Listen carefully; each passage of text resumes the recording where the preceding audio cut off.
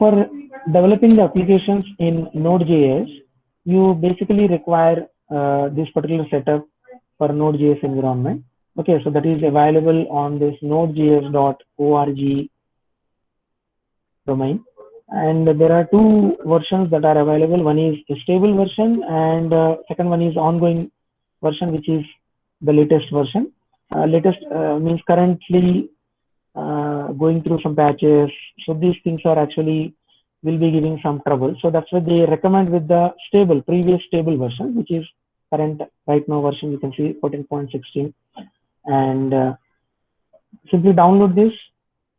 This is somewhat nearly some 30 MB of setup you have to run in your machine. Okay, so after running that setup, you have to set up with some path, environmental path variables, like you do for the Java programming also.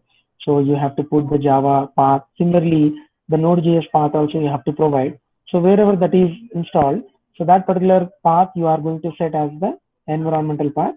And after that, after installation is completed, because in my machine it is already installed, so that's why I'm not reinstalling that again and again.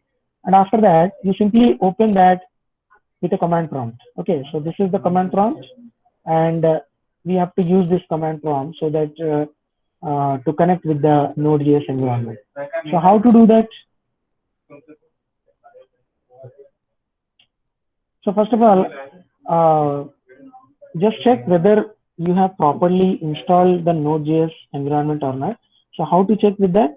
You simply type node, and it should be giving with some version. So this is my installed version.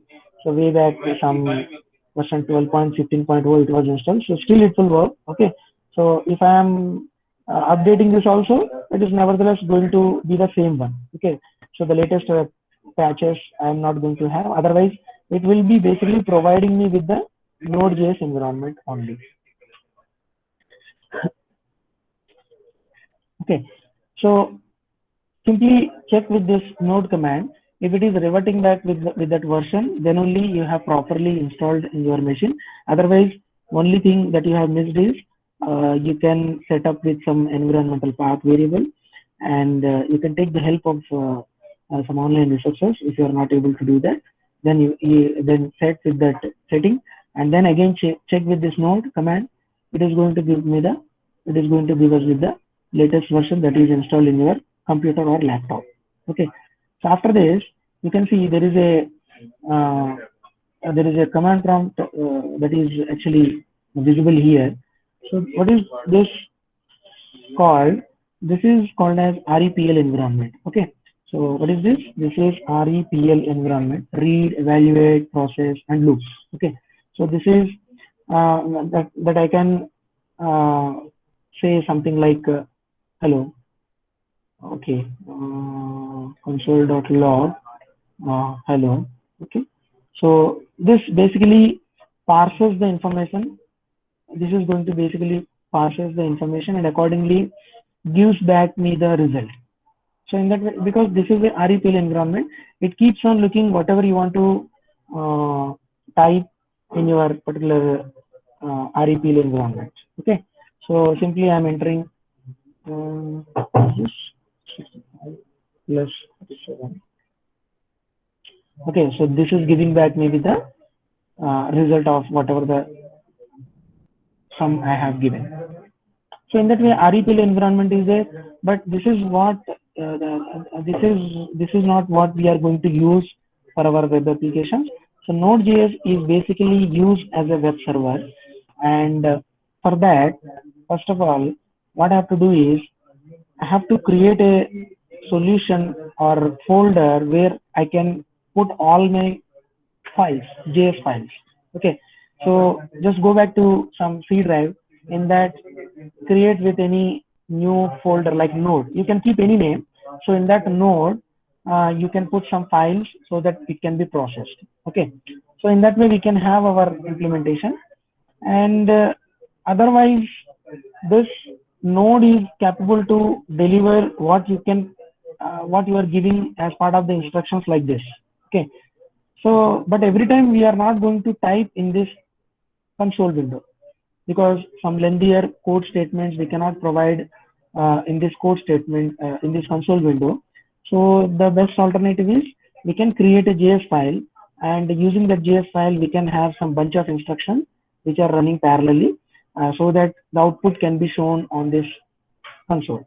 Okay, so let us start with that, how to do this. So for that, I will create a JS file here. Okay, what I will do is I will save from this here itself hello.js, because the extension is important. So this hello.js I am simply storing in node folder, and you can see now this hello.js file is actually created, and you can see the type also. This is a JavaScript file. Okay, so in this JavaScript file, basically I want to print something like console.log, like put some hello everyone. Uh, this is starting off node JS, something like that you can keep. And basically this is nothing but a JavaScript, so that's why you have to take care of the case sensitivity, and then the termination, everything you have to take care. Okay, so save this file, and then go back to the console window.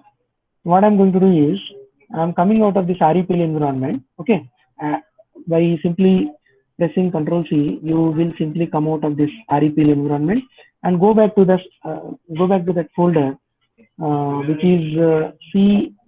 What is this folder? Node. Okay, okay, CD node. So this particular node is what we are having, so that our code files are actually placed. So now our node environment is ready, our node folder is also ready. Now I want to run this hello.js. How to run this? So type node, this is a keyword, and give the name of the file. So either it can be hello.js or simply it can be hello. Okay, so JS is actually interpretive. So it actually knows whether it actually automatically knows this is basically a JavaScript, because node is basically ultimately a JavaScript environment. So as soon as I type this, okay, uh, you can see it is giving some error. Okay, let us start with installing the npm init. Okay, so this is the starting point of creating your web applications. As soon as you give this npm init, that means it is going to initialize your web application, and it will ask some details. What is the package name? Your application name. So your application name you can give. Then okay, what is this saying? Utility.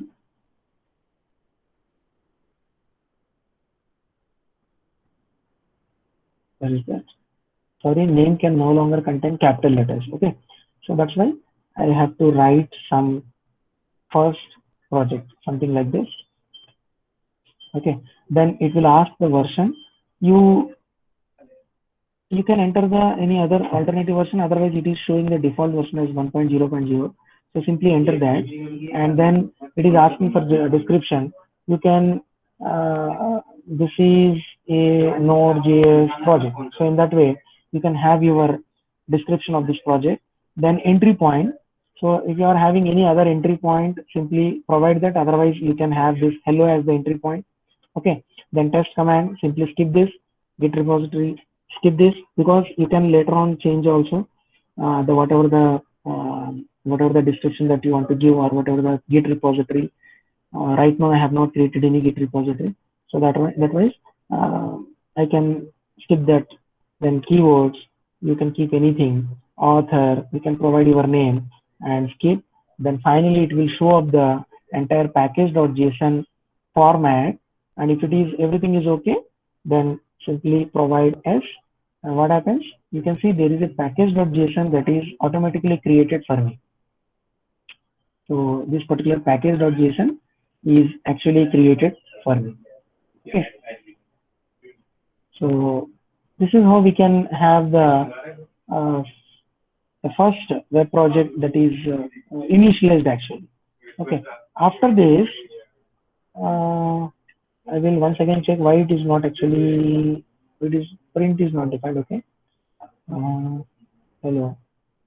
Actually, this is console.log, and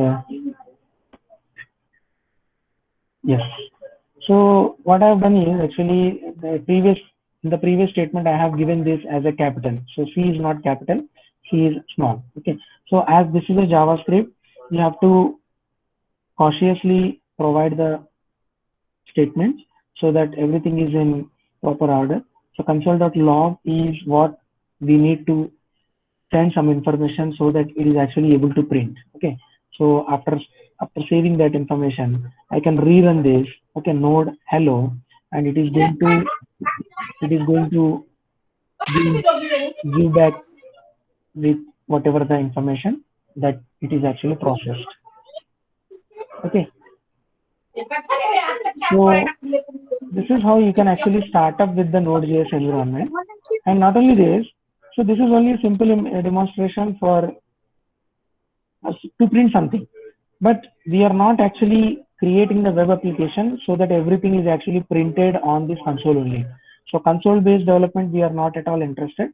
We are interested in the web development. So that means it should be loaded in the web browser. It should be having some interfaces. It should be having some user interactions. So all this is possible through the web pages. So how to create a web page? Before that, we have to start up with our web server. So there is a procedure to start up with our web server. So for that, what I will do is I will create one more file. This is my server. Okay. So simply save this as server.js. Okay.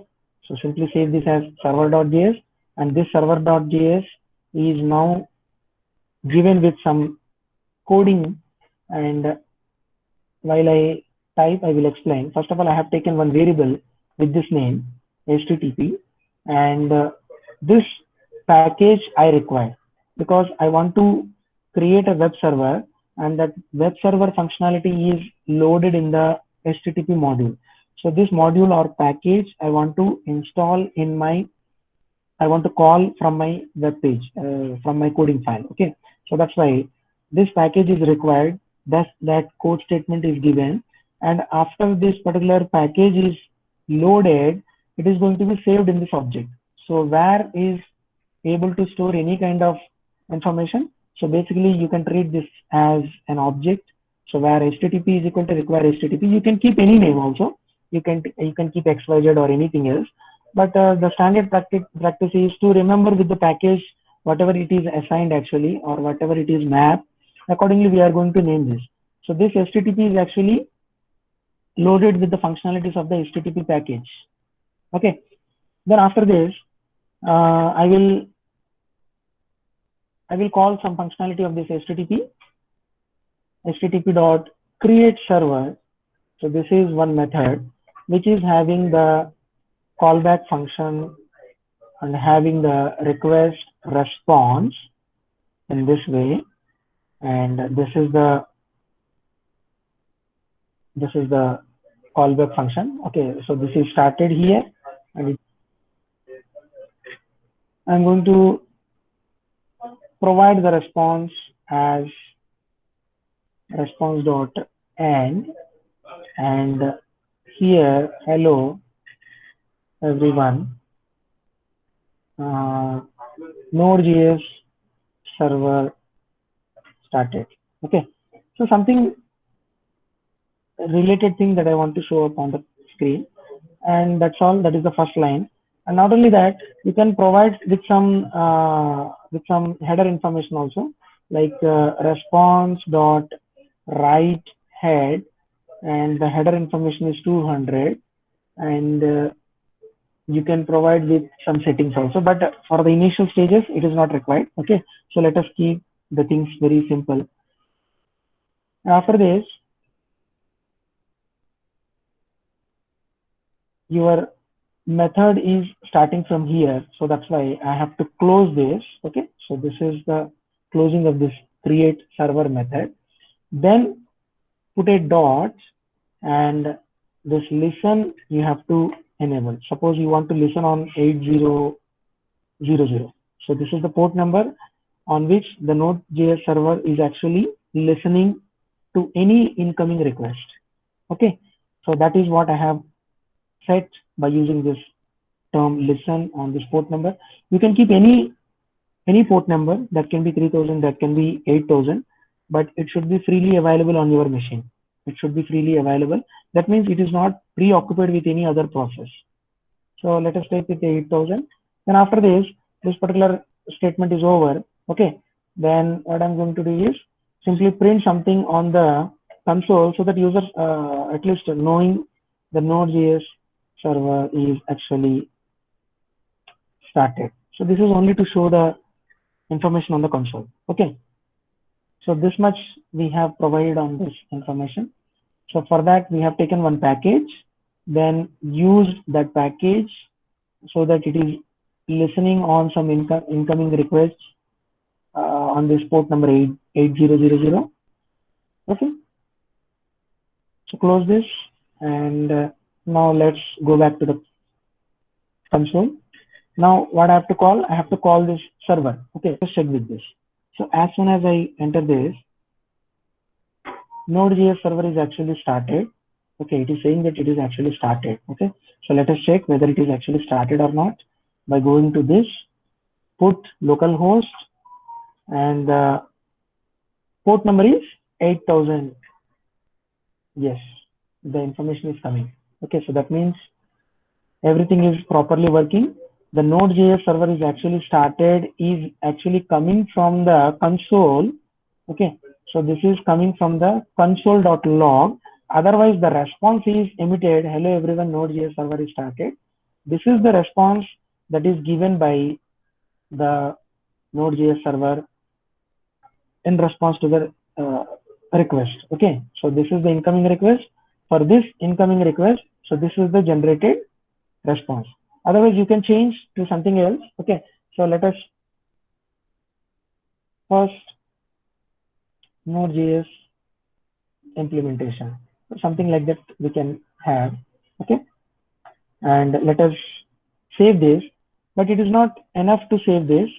You have to rerun. Okay, so first of all, I am going to come out of this compiled version, Control C twice, then again recall this node server, then only the new changes will be appearing into your browser. Okay, so first Node.js implementation, which is what we have given in that particular file. Okay, so using that, we have seen how to kickstart any Node.js server by simple some few lines of coding. So that's what we have seen in this particular demonstration. So this is all what we have done. So this is the package that we have directly imported from some npm, and then this is by default available actually. Okay, then we have called one method which is coming from this module, and we have given some implementation of simply respond with this information, whichever is an incoming request on this port. Okay, so thereby we are getting back this information, first Node.js implementation, whichever is the response.